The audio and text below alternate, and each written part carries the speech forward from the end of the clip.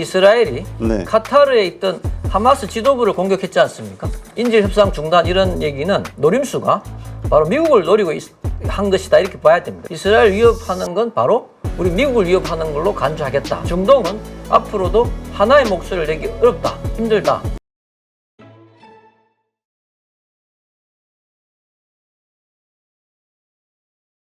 자, 요즘 이스라엘이 또 아주 그냥 여러 군데서 공격적인 행동을 하고 있는데 예, 맞습니다. 트럼프 대통령도 좀 짜증이 나나 봐요. 예, 맞습니다. 네, 화를 냈다고 뭐 그런 얘기도 있던데 이란 대통령이 무슬림 국가들에게 이스라엘과의 관계 단절을 해라 촉구했다고요? 예, 맞습니다.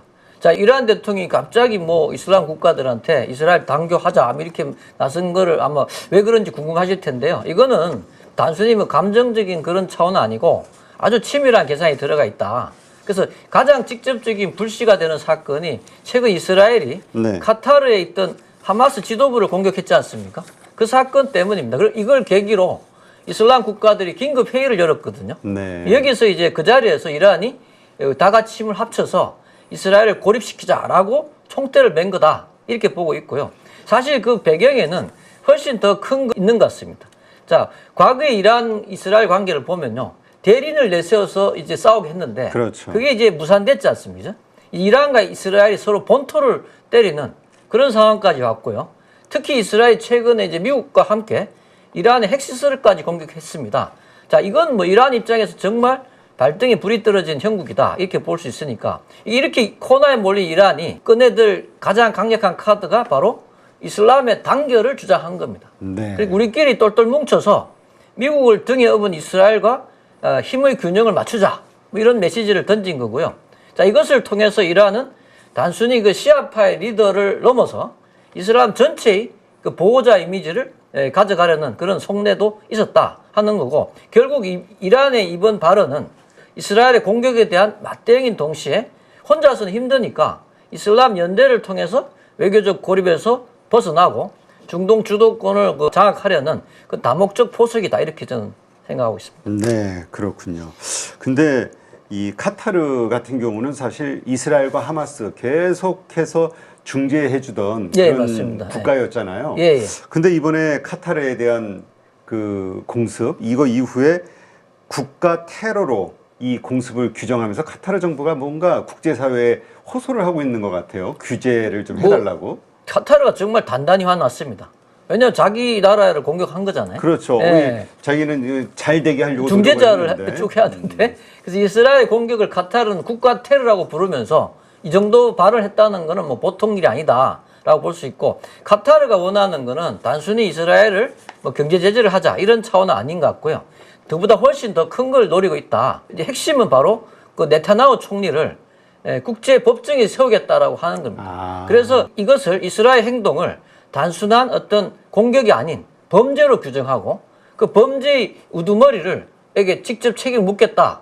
그래서 그 구체적으로 이걸 실행하기 위해서는 유엔 안보리를 이제 움직였거든요. 근데 여기서 아주 재미있는 장면이 나왔습니다. 자, 과거에는 이제 볼 수 없었던 미국의 태도가 변화된 겁니다. 자, 늘 미국이 이스라엘 방패 역할을 해왔거든요. 그런데 이번에 미국이 규탄 성명에 반대하지 않았습니다. 미국이 이제 뒤통수 맞았다고 생각한 거죠. 자, 이것은 미국이 더 이상 이스라엘 돌출 행동을 무조건 감싸지는 않겠다. 이런 뭐 경고장 같은 거라고 생각이 들고요. 그래서 결국 카타르의 노림수는요, 이스라엘의 이번 행동을 자기네 국가를 공습한 것을 테러로 낙인 찍어서 도덕적 명분도 빼앗아 버리고, 그리고 미국의 절대적인 보호막에 그 균열을 일으키는, 그래서 중동판 자체를 흔들려는 그런 전략이 아닌가. 그리고 이번 사건을 계기로 카타르가 자신들의 그 국제적 영향력을 올리려는 그런 의도라고 생각합니다. 네, 그렇군요. 그렇다면 카타르는 이 네타냐후 총리를 전범, 거의 범죄자 수준으로 전범으로 재판정에 형사재판, 형사재판 거기에 이제 그렇게 세우려고 하는 거다. 세우려고 하는 거죠. 아, 그렇군요. 근데 이건 정말 미국의 그 어떤 묵인이 없으면 안 될 일 같기도 하고, 또 미국이 아니라 이스라엘만 가지고도 쉽지 않을 것 같은데요. 이번에는 미국의 묵인이 없었던 것 같고요. 이스라엘 단독 행동이었던 것 같습니다. 그러니까요. 근데 카타르의 이 의도는 가능성이 좀 있을까요? 왜냐면 워낙 이스라엘도 강하고, 미국이 아무리 그래도 그 정도까지 이 사태가 흘러가게 놔둘까 싶기도 하고. 저는 뭐 카타르의 의도는 뭐 그 심정은 이해는 하지만 지금 중동의 패권자는 그렇죠. 이스라엘이라고 봐야 되거든요. 예, 그래서 저는 뭐 지금 말씀하신 대로 그런 게 실현 가능성이 있다고 그냥 욕만 저는 하는 정도인가? 그냥 깎는 그렇죠. 정도로. 자기네 입장을 얘기하는 정도지 이게 뭐 실현 가능성이 있다 이렇게 생각하지 않습니다. 자, 하마스 지도부도 이 사건 이후로 이제 인질 협상 중단을 선언했는데요. 그렇습니다. 예. 근데 이게 하마스가 요새 힘이 있나요? 이 힘은 없는 것 같은데. 자, 그래서 이게 인질 협상 테이블을 미국이 만들어줬거든요. 네. 카타르 중재했고. 근데 거기서 이제 인질 협상을 중단하겠다 한 거는 명분이 있습니다. 왜냐하면 협상하러 간 대표단을 공격했지 않습니까? 네. 그래서 이제 이거는 명분을부터 확실히 챙겼다고 보셔야 되고요. 자, 그래서 이스라엘하고는 더 이상 대화 못하겠다. 이렇게 해서 선언하면서 여론전에서 좀 우위를 점했다 이렇게 볼 수가 있을 것 같고요. 근데 사실은 하마스가 이런 어떤 인질 협상 중단 이런 얘기는 노림수가 바로 미국을 노리고 한 것이다 이렇게 봐야 됩니다. 왜냐하면 하마스는요, 그 미국이란 나라가 이스라엘만큼이나 인질 문제에 대해서 필사적이다.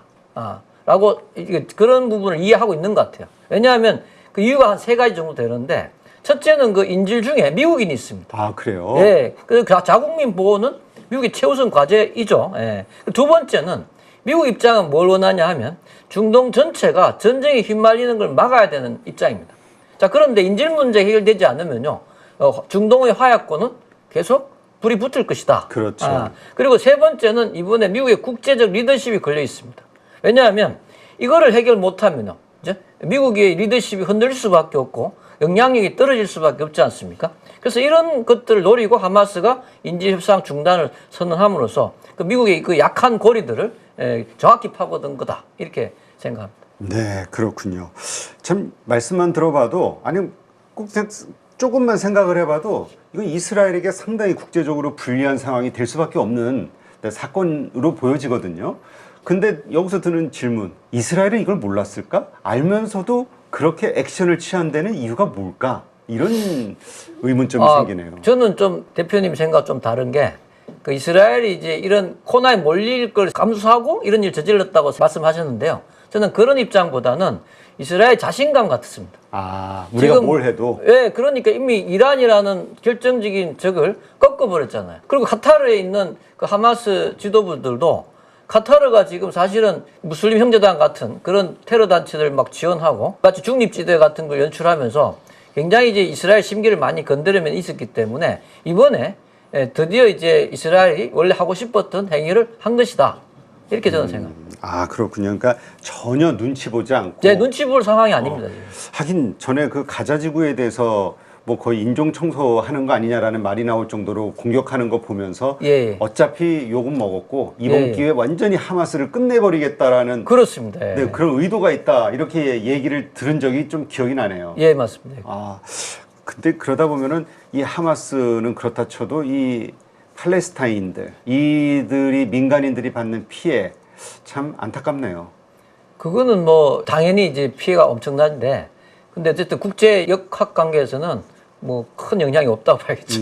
이스라엘이 원하는 대로 갈 수밖에 없다. 요건 해도 우리가. 예, 맞습니다. 미국도 뭐 그냥 그 지원해 줄 수밖에 없다.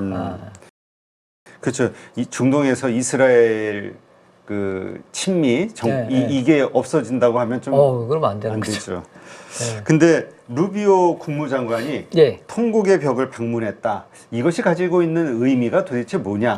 이런 시각들에 대해서는 어떻게 보십니까? 예, 그 루비오 국무장관이 통곡의 벽을 방문했다는 것은 이거는 미국 정부가 단순히 말만이 아니라 행동으로 뭐 보여준 거다 이렇게 보고 있습니다.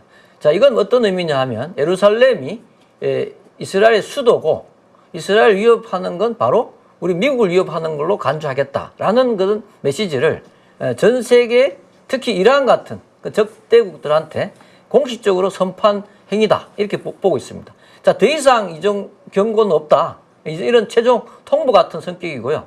과거에 그 트럼프 일기 때 미국은 텔아비브에 있는 그 미국 대사관을 예루살렘으로 옮겼거든요. 근데 이번에 루비오 장관의 그 예루살렘에 있는 통곡의 벽 방문은 그거보다 훨씬 더 강도가 셉니다. 이 장소는 이스라엘의 그 역사적 아픔이 있는 상징적인 장소 아니겠습니까? 이런 장소를 미국 국무장관이 방문했다는 것은 이스라엘의 입장을 미국이 강력하게 지지한다는 그런 암시다. 이렇게 보고 있고요. 자, 그러면 그런 의문이 들 겁니다. 왜 이렇게까지 강하게 미국이 나설까요? 하는 부분이 있는데 그것은 결국 미국이 간절히 원하는 제일 중요한 국가 목표가 글로벌 패권 경쟁이거든요. 네. 자, 그러면서 중동 지역에서 가장 중요한 동맹인 이스라엘을 미국 영향력 아래 확실하게 묶어두지 않으면 이 지역에서 중국이나 러시아가 힘을 키우는 걸 막을 수 없다라고 봤기 때문에 이런 방문이 이루어졌다라고 보고요. 이것은 결국 정리를 하자면 그 미중 신냉전 시대에 미국이 중동의 주도권을 절대로 놓치지 않겠다 하는 그런 강력한 상징적 장면이 아닌가 이렇게 저는 보고 있습니다. 네, 그러니까 아무리 밉고 승질나게 하고 예, 해도 그거는 그거고 어쩔 수 없이 예, 맞습니다. 이스라엘 네타냐후를 끌고 그쪽 갈 편을 수밖에 들 없다. 수밖에 없는 거죠. 예, 맞습니다. 알겠습니다. 네타냐후 총리도 분명히 이 사실을 알고 있기 때문에 해도 날 버리지 못할 거야. 자신감이 아니 그 정치가가 어떤 행동을 할 때는 정세 파악을 하고 하지 않겠습니까? 예. 그렇죠. 네. 자, 그러면 이란, 카타르, 터키와 사우디, 그다음에 아랍에미레이트 사이에 노선 차이가 있다면서요. 이것이 있습니다. 예. 이 중동이 연합하는 데 있어서 어떤 역할을 하게 될 것이냐. 예, 그 중동 구도를 좀 쉽게 이해하시려면요. 그 기존 질서를 지키는 팀하고 이 판을 흔들려는 팀 이렇게 두 팀으로 나누어서 보셔야 됩니다. 네. 자, 지키려는 팀은 당연히 사우디, 아랍에미리트 같은 기존의 강자들이라고 볼 수 있고요. 그리고 판을 흔들려는 팀은 이란, 터키, 그리고 카타르입니다. 여기서 좀 흥미로운 그 국가가 바로 카타르인데요. 카타르 자신도 왕정 국가거든요. 네. 그럼에도 불구하고 무슬림 형제당 같은 그 대중 정치 세력을 지원해서 사우디 같은 경쟁자를 흔드는 전략을 구사합니다. 예, 그리고 이 나라는 왕정을 없애려는 쪽이 아니라 네. 경쟁에서 이겨서 자기 영향력을 키우려는 거죠. 이 두 팀은 근본적으로 화합할 수가 없습니다. 자, 어떤 점에서 다르냐 하면 첫 번째가 이스라엘을 보는 시각이 다릅니다. 네. 자, 한쪽은요, 사우디나 아랍에미리트 같은 쪽은 이란을 막기 위한 파트너로 보고 있거든요. 네. 근데 다른 쪽, 아까 그 이란, 터키, 카타르 이쪽은 이스라엘을 타도해야 할 적으로 보고 있습니다. 자, 그러니까 그리고 또 대중적인 그 테러 집단 있지 않습니까? 네. 그런 이슬람 정치 세력을 한쪽은 그러니까 사우디나 아랍에미리트 같은 쪽은 체제 위협 세력이다 이렇게 보고 있고 다른 쪽은 아까 그 뭐 이란, 터키, 카타르 같은 나라들은 이 이슬람 정치 세력들을 유용한 카드로 보기 때문에 애초에 하나가 될 수가 없다. 네. 그래서 결국 결론부터 말씀드리면 중동은 앞으로도 하나의 목소리를 내기 어렵다, 힘들다. 네. 그리고 이렇게 균열된 상황을 미국이나 중국, 러시아 같은 이 강대국들이 자신의 그 이익에 따라서 이용하려는 그런 복잡한 체스판이 될 수밖에 없다. 네. 중동은 이렇게 생각하고 있습니다. 이게 그 근본적인 원인이 이 종파가 다르기 때문일까요? 이 사우디와 이란이 각 진영의 어떤 수장의 역할을 하면서 너무 경쟁과 이 반목이 심한 것 같다는 생각이 들었어요. 종파의 그 대립은 아니고요. 제가 볼 때는 그냥 오히려 이해관계. 이제 종파라고 보기보다는 왜냐하면 이제 터키 같은 경우도 순위파거든요. 네. 카타르도 그렇고 그러면 그 종파라기보다는 정치적인 그 체제가 달랐기 때문에 공통점 보세요. 이란하고 터키는 공화국입니다. 그렇죠.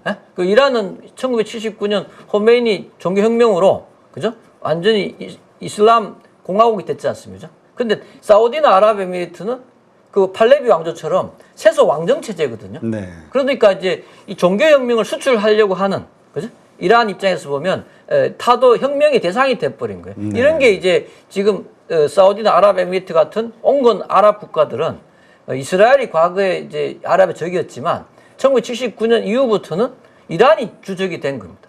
그러니까 당연히 이란과 상대하는 이스라엘이 상당히 이제 중요한 우호 세력으로 가능할 수 있는 거죠. 네, 그렇군요. 네. 어쨌건 이번에 도하 공습, 카타르 공습을 통해서 미국도 당황하게 만들고 화나게 만들었는데 네. 어쨌건 미국은 계속 이걸 마무리하기 위해서 하마스와 이스라엘 뭐 여러 가지 그 휴전안서부터 시작해가지고 평화책을 만들고 있는데 어쨌든 쉬운 거 같지가 않네요. 해결책이 없을까요? 미국 입장에서는 이제 휴전안을 자기 뜻대로 끌고 가게 하겠지만 이스라엘이 자기 이 주장을 하지 않습니까? 네. 이번처럼 그럼에도 불구하고 5일 후에 그 통곡의 벽을 루비오 장관이 가서 또 지지를 했단 말이에요. 그러니까 이제 전화상으로는 화냈다, 뭐라 했다 하면서 나중에 또 달래주고. 예. 그러니까 오히려 이제 미국의 본심은 그 뭐 화가 난 건 어쩔 수 없는데 그거보다 한 10배 이상 이스라엘에 대한 지지가 더 강력하다. 자, 그래서 당초에 미국이 생각하는 그런 어떤 그림 같은 휴전안은 요번에 무산됐다 이렇게 보셔야 돼요. 아, 일단 그 휴전안은 끝났다. 예, 끝났어. 왜냐하면 휴전 협상하러 간 카타르에 간 그 하마스 지도부를 이스라엘이 공습했거든요. 네. 그런 상황에서 무슨 얘기를 하겠습니까? 그 가자 지구를 뭐 그 미국이 무슨 뭐 도시화 해가지고 뭐 관광지로 만들겠다라는 얘기도 있었고 뭐 여러 얘기가 있었는데 결론적으로 지금 아무것도 지금 해결책으로 부각되고 있는 건 없는 것 같아요. 결국은 이제 이 국면에서 이스라엘의 의지가 가장 그 우리가 봐야 될 대목이고 이스라엘은 이제 가자에서 하마스 세력을 멸절시키려고 하는 것 같습니다. 근데 이스라엘 이제 초반만 해도 인질들의 가족과 또 이스라엘 국민들의 어떤 여론이 빨리 전쟁을 끝내고 인질을 빨리 받아와야 된다 이런 쪽이었던 것 같은데 지금은 바뀌었나 봐요. 저는 그렇게 생각하지 않고요. 처음에 한번 생각해 보세요. 하마스가 이제 이스라엘 국경을 넘어서 이스라엘 양민들 수백 명을 학살했습니다. 도저히 뭐 참을 수 없는 일이 벌어진 거고 그래서 아마 이스라엘 사람들 대부분이 이참에 하마스 끝내자라는 그 컨센서스가 형성되었다라고 생각합니다. 그런 컨센서스를 이제 달성하기 위해서는 인질의 희생은 감수할 만한 거죠. 그렇다면 지금 이스라엘 여론은 인질들보다는 이 전쟁의 하마스를 끝내야 되겠다. 하마스에 대한 왜냐하면 이번에 그렇게 하지 않으면 또 다른 그런 어떤 공격이 이스라엘 국민들 뭐 수천 명, 수만 명을 죽일 수 있는 공격이 발생할 수 있지 않습니까? 네. 그런 사건이 일어나지 않도록 하려면 하마스를 끝장을 내야 된다라는 게 지금 이스라엘 정치권과 뭐 말은 안 하지만 일반 이스라엘 국민들도 그걸 지지를 하고 있는 것 같습니다. 네. 전에 네타냐후 총리가 물러나게 되면은 감방을 갈 수도 있다. 그래서 이 전쟁을 계속 확전시키는 것이다라는 시각들도 좀 있었잖아요. 지금 네타냐후에 대한 이스라엘의 지지도, 국민들의 지지도는 어떻습니까? 지금 뭐 제가 볼 때는 그런 부분 분명히 있을 거예요. 그 좀 불법 행위를 한 부분에 책임을 물리려 하는 부분. 그러나 지금 요번에 보신 것처럼 네타냐후가 카타르에 있는 그죠? 그 뭐 성역 같은 그런 중립지대를 공격할 정도로 강하게 했음에도 미국이 지지를 하지 않습니다. 그죠? 네. 그런 걸 봤을 때는 이제 미국과의 동맹이 아주 견고하다는 게 입증이 됐고 이런 것들이 아마 국내 정치에도 굉장히 이제 아마 좋은 영향을 미칠 것 같다 이렇게 보고 있습니다. 아니 근데 우리 아까 러시아 이야기도 했습니다만 이게 전쟁을 오래 하다 보면 국력이 소모가 되는 거잖아요. 맞습니다. 경제적으로 좀 괜찮을까요? 이스라엘 아무리 중동의 패권 국가라고 하더라도 저렇게 무차별적으로 사방에다 공격을 하고 이랬을 때 이스라엘의 경제가 혹시 파탄은 나지 않을까 이런 걱정하시는 분들도 있긴 하던데. 저는 이제 이스라엘이 지금 몇 년 동안 지금 전쟁을 지속했을 때 그것을 강력하게 그 군수 물자 무기를 제공한 세력이 미국이기 때문에 사실은 뭐 이스라엘이 일방적으로 자신의 국력을 소진하면서 전쟁을 했다고 생각하지 않고요. 그 배후에 이제 미국의 국력이 이번에 분명히 개입됐고 그래서 이스라엘이 이제 뭐 하마스, 헤즈볼라, 후티 쭉 이란까지 다 평정했기 때문에 사실은 이런 결과를 기대하고 미국이 지원하지 않았나 이렇게 생각하고 있습니다. 그렇다면 이거는 미국의 지원이 있었기 때문에 아직은 버틸만하다 더 당연하죠. 네. 그렇게 보셔야 돼요. 알겠습니다. 하여튼 이스라엘 외의 나라들에서는 아주 이스라엘의 그 어떤 호전적인 액션들을 보면은 그 공격 행위들 주변 국가에 대한 그러면 혀를 내두르는데 또 이게 또 미국하고 연결돼 가지고 또 생각해 보면은 또 동맹이 또 동맹이고 막 이러다 보니까 참 복잡해지는 것 같아요, 국제 관계가. 저는 오히려 시작 포인트를 이제 이란이 과거 수십 년 동안 그 지도상에서 이스라엘을 멸절시키겠다고 공언한 나라고요. 그리고 그 지시를 받은 하마스가 먼저 침공을 한 겁니다. 분명히 가해자는 이란과 그의 하수인 하마스였거든요. 그래서 사실은 그런 측면에서 어떤 그 이스라엘의 대응은요, 좀 과도한 면은 있지만 제가 볼 때 정당방위라고 볼 수 있는 거 아니냐. 연장선에서 봐야 된다. 다시는 이런 일이 되풀이되지 않도록 하겠다는 그런 어떤 중요한 목적이 있었고 그것이 잘 성공적으로 끌고 왔다. 그런데 그런 것들이 이제 하마스 가자지고 있는 사람들의 이제 어떤 민간인의 피해 이런 부분은 분명히 이제 그 어떤 문제가 있는 부분이지만 전체적으로 보면 가해자는 이란을 포함한 세력이었지 네. 이스라엘이 아니라고 생각합니다. 그렇다면 이것은 어떤 식으로든 휴전은 어렵다. 일단 하마스가 완전히 괴멸될 때까지 이거 전쟁은 완전히 이제 진행이 될 저는 것이다. 휴전이라는 건 물 건너갔다고 보고요. 이렇게 보는 거군요. 일단 평정되는 상황으로 가지 않겠느냐. 네, 알겠습니다. 네, 이제까지 지중해 전쟁사 저자시죠 김시열 작가님 함께했습니다. 오늘 좋은 인사이트 고맙습니다. 고맙습니다.